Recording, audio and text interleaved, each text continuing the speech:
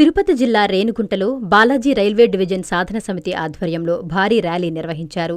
స్థానిక అంబేద్కర్ విగ్రహం వద్ద ప్రారంభమైన ఈ ర్యాలీ బస్టాండ్, రైల్వే స్టేషన్ మీదుగా గాంధీబొమ్మ సెంటర్ వరకు కొనసాగింది. ఈ కార్యక్రమంలో రైల్వే ఉద్యోగులు, నాయకులు మరియు స్థానిక ప్రజలు పెద్ద ఎత్తున పాల్గొని నినాదాలు చేశారు.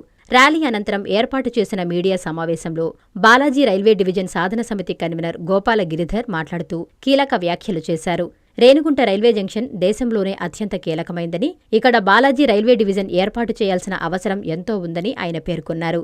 రైల్వే పరంగా ఎంతో ఆదాయం సమకూరుస్తున్న ఈ ప్రాంతానికి ప్రత్యేక డివిజన్ హోదా కల్పించకపోవడం వల్ల అభివృద్ధి కుంటుపడుతోందని ఆవేదన వ్యక్తం చేశారు. పార్టీలకు అతీతంగా స్థానికులు మరియు ఉద్యోగులు ఏకమై ఈ లక్ష్యాన్ని సాధించుకోవాలని పిలుపునిచ్చారు. ఈ కార్యక్రమంలో రైల్వే ఎంప్లాయీస్ అసోసియేషన్ ప్రతినిధులు, వివిధ ప్రజా సంఘాల నాయకులు, రేణిగుంట పట్టణ ప్రముఖులు పాల్గొన్నారు. ఓం నమో వెంకటేశాయ.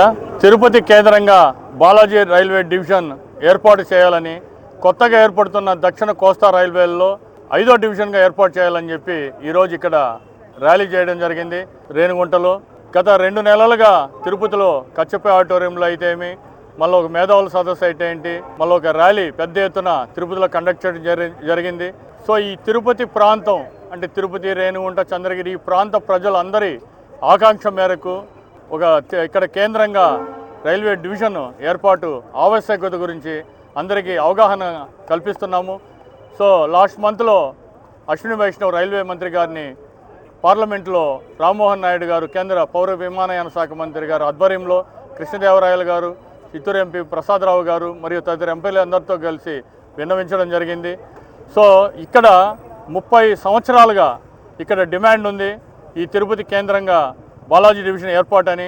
సో 30 సంవత్సరాలుగా ఉన్న డిమాండ్ 2003లో సాకారం అవుతుందనే దశలో చివరి నిమిషంలో విజయవాడకు పక్కన ఉన్న గుంటూరుకి తరలించుకొని పోయినారు.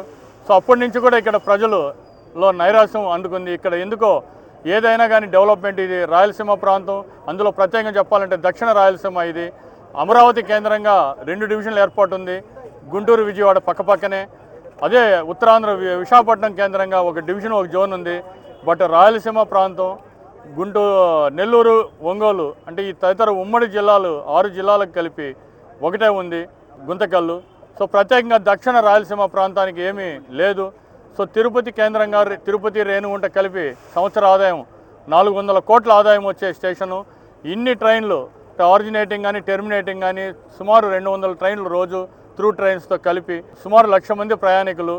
ఇంత పొటెన్షియాలిటీ ఉన్నది భారతదేశంలోనే, భారతీయ రైల్వేల్లోనే కనీసం డివిజన్ కేంద్రంగా కానీ జోనల్ కేంద్రం కానీ లేదు. ఈ స్టేషన్ని అన్ని సర్వ హక్కులు ఉన్నాయి, సర్వ వసతులు ఉన్నాయి. సో ఇక్కడ కేంద్రంగా ఏర్పాటు చేస్తే ఈ వెనుకబడిన ప్రాంతానికి యువతకైతేమి, వ్యాపారస్తులకైతేమి, ప్రజలకైతేమి అన్ని వర్గాల వారికి చాలా ఉపయోగకరంగా ఉంటుంది. సో ఈ డివిజన్ ఏర్పాటు చేస్తే ఒక స్కూలు, ఒక హాస్పిటల్ వస్తుంది, పెద్ద ఇన్ఫ్రాస్ట్రక్చర్ ఏర్పాటు చేయడం జరుగుతుంది.